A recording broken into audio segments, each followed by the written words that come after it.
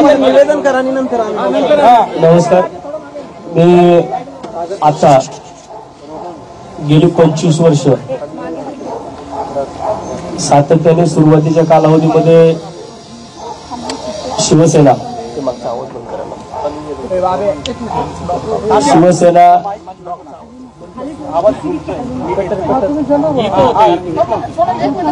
सुरुवातीच्या काळामध्ये मी शिवसेनेमध्ये सन्माननीय राजसाहेब ठाकरेंसोबत काम केलं. पुणे शहरामधील शिवसेनेचा पहिला कार्यकर्ता की ज्याने सन्माननीय राजसाहेब ठाकरेंनी ज्यावेळेस राजीनामा दिला शिवसेनेचा, त्यावेळेस मी सुद्धा कॅन्टोन्मेंट विधानसभा मतदारसंघाचा उपविभागाध्यक्ष होतो. आणि त्यावेळेस शिवसेनेचा राजीनामा मी पण दिला आणि मी माझं स्वतःचं संपूर्ण जे काय माझं करिअर आहे ते सन्माननीय राजसाहेब ठाकरेंसोबत आजपर्यंत आहे. आणि आज मी माझ्या महाराष्ट्र नवनिर्माण सेनेच्या सदस्यत्व पदाचा आणि माझ्याकडे ज्या काही जबाबदाऱ्या आहेत, महाराष्ट्र नवनिर्माण सेनेचा मी सरचिटणीस आहे, मी बारामती लोकसभा मतदारसंघाचा संघटक आहे. या सगळ्या पदांचा मी आज राजीनामा दिलाय.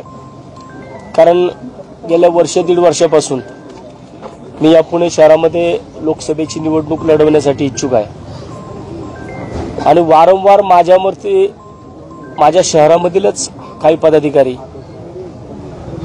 जे काही कधी स्वतः इच्छुक नव्हते, परंतु ज्यावेळेस निवडणुका प्रत्यक्षात जवळ आल्या त्यावेळेस निवडणुकांच्या इच्छुकांची यादी पुढे वाढत गेली. आणि मागच्या महिन्यामध्ये ज्यावेळेस सन्माननीय राजसाहेब ठाकरेंनी सगळ्या लोकसभा मतदारसंघांचे अहवाल मागवले होते, त्याच्यामध्ये ज्या लोकांवरती पुणे शहराच्या जबाबदाऱ्या होत्या, ह्या लोकांनी पुणे शहरामध्ये जो अहवाल तयार केला त्या अहवालामध्ये पुणे शहर महाराष्ट्र नवनिर्माण सेनेची जी परिस्थिती आहे ती अतिशय नाजूक आहे असं जाणून बुजून या सगळ्या गोष्टी माननीय राजसाहेबांपर्यंत, माननीय अमित साहेबांपर्यंत पोहोचवल्या. एक निगेटिव्ह अहवाल जो पक्ष संघटनेचा, जो की पक्ष संघटना वाढीसाठी अतिशय मारक आहे, तो ह्या लोकांनी पुढे पाठवला. आणि तेव्हापासून पुणे शहरामध्ये महाराष्ट्र नवनिर्माण सेना लोकसभेची निवडणूक लढू शकत नाही अशा प्रकारचे ज्यावेळेस अप्रोच गेले. आणि याच्या सगळ्यांचा वारंवार मलाच एकट्याला मी एकनिष्ठ आहे हे सगळ्या वेळोवेळी माझ्यावरती अन्याय होतो. आणि शेवटी मग मला आज माझ्या या सगळ्या गोष्टींचा कडेलोट झाला.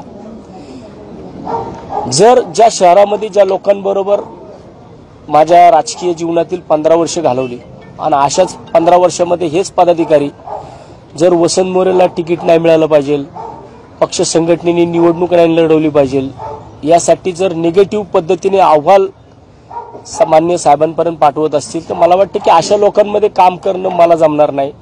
त्यामुळे मी आज माझ्या सगळ्या पदांचा मी माझ्या स्वतःच्या हाताने माझे सगळे परतीचे दोर कापलेले आहेत. मी आतापर्यंत मला संघटनेच्या अनेक लोकांचे फोन आले, मी सामान्य महाराष्ट्र सैनिकांचे फोन घेतलेत, परंतु मी कुठल्याही नेत्याचा फोन घेतलेला नाही मी आजपर्यंत.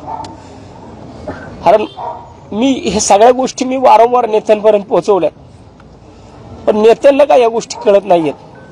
तुम्ही आत्ता का मला फोन करताय? एवढ्या दिवसामध्ये माझी तरफड तुम्हाला लोकांना कळली नाही का? म्हणजे वसंत मोरे स्वतःसाठी कधीच लढला नाही, कायम सामान्य महाराष्ट्र सैनिकांसाठी लढत आलाय. आणि मग जे पदाधिकारी माझ्या बरोबर आहेत, ज्यांनी माझे कार्यक्रम घेतले, त्या लोकांना दाबण्याची कामं होतात, त्या लोकांना त्रास दिला जातो. मग जर अशा पक्षामध्ये अशा लोकांमध्ये राहून जर माझ्यासोबत असणाऱ्या माझ्या साथीदारांवरती जर चुकीच्या कारवाई होत असतील, त्यांच्या पद काढण्यापर्यंत जर लोकांची मजाल जात असेल, मग अशा लोकांमध्ये, अशा शहरातल्या लोकांमध्ये काय राहून करायचं आपल्याला? त्याच्याकरता मी माननीय राजसाहेबांकडे सुद्धा मागच्या महिन्यामध्ये वेळ मागितली होती की साहेब मला पुणे शहराच्या लोकसभेसंदर्भात मला बोलायचंय. परंतु साहेबांनी सुद्धा मला त्या संदर्भामध्ये बोलले नाहीत. आणि मला वाटतं की जर अशा पद्धतीने पुणे शहरामध्ये जर राजकारण होणार असेल तर मग अशा लोकांमध्ये न राहिलेलं बरं. माझा वाद आजपर्यंत मान्य राजसाहेबांसंग कधी नव्हता, महाराष्ट्र नवनिर्माण सेनेसोबत सुद्धा नाहीये. परंतु ज्या चुकीच्या लोकांच्या हातामध्ये हे शहर दिले, ज्या चुकीच्या लोकांनी या शहराचं वाटोळं चालवलंय, इथला महाराष्ट्र सैनिक आज कोणत्या परिस्थितीमधून जातोय तो लोकांना माहिती आहे. माझा जो आजचा त्रास आहे, मी कोणत्या परिस्थितीत, मी काल रात्रभर झोपलेलो नाही. मी रात्रभर झोप आलेली नाही कालच्याला. मी रात्री विचार केला, कालच्याला माझी पोस्ट तुम्ही पाहिली असेल, अनेकांचे माझ्या पोस्टवरून मला फोन आले, परंतु इतकं सगळं करून मला काल का कुणी विचारलं नाही. मला आज राजीनामा दिल्यानंतर मला का फोन येतात सगळ्यांचे, प्रत्येक पक्षाच्या नेत्यापर्यंत मी माझं गाऱ्हाणं मांडत आलोय. निवडणूक लढवणं हा काय माझा गुन्हा आहे का? जर माझी पक्ष संघटना मला शहरामध्ये वाढवायची असेल तर निवडणूक लढली गेली पाहिजे. आणि पक्ष संघटना जर मोठी होत नसेल, काही लोक शहरामधील निवडणूक आपण लढवली नाही पाहिजे. कशा करता तुम्ही निगेटिव्ह अप्रोच करता? कशा करता तुम्ही निगेटिव्ह अहवाल साहेबांपर्यंत पाठवता? अरे या पुणे शहरामध्ये 2012 ते 2017 या कालावधीमध्ये सेकंड लार्जेस्ट पार्टी, दुय्यम पक्ष म्हणून महाराष्ट्र नवनिर्माण सेना होती. विरोधी पक्षनेता या शहराचा मी होतो. म्हणजे या शहरामध्ये मनसेची ताकद नाहीये का? या शहरामध्ये महाराष्ट्र नवनिर्माण सेनेची ताकद आहे. मी वारंवार सांगत होतो की या पुणे शहराचा पहिला खासदार हा वसंत मोरे होऊ शकतो. परंतु काही लोकांना वाटत नाहीये की वसंत मोरे हा स्वकेंद्रित राजकारण करतो, अशी लोक म्हणतात. आजपर्यंत हा आरोप माझ्यावरती फक्त लावताना पक्षाच्या कोर कमिटीच्या नेत्यांनी लावलेला आहे.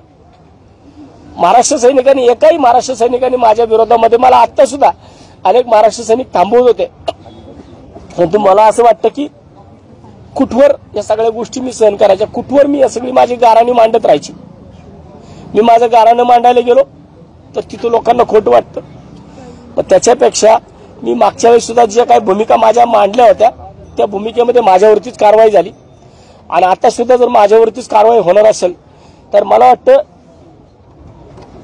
कुठल्याही पदावरती न राहिलेलं बरं. म्हणून मी आज माझ्या प्राथमिक सदस्यत्व पदाचा, माझ्या सरचिटणीस पदाचा, माझ्या संघटक पदाचा मी राजीनामा दिलाय. इथून पुढे मी अजून कुठल्याही पक्षामध्ये गेलेलो नाहीये. माझी जी काय भूमिका असेल ते पुणेकर माझे मायबाप आहेत, ज्यांनी मला एक स्थान दिलेलं आहे त्यांच्या मनामध्ये. पुणे शहरातले पुणेकर ठरवतील की वसंत मोरेने भविष्यात काय करायचं.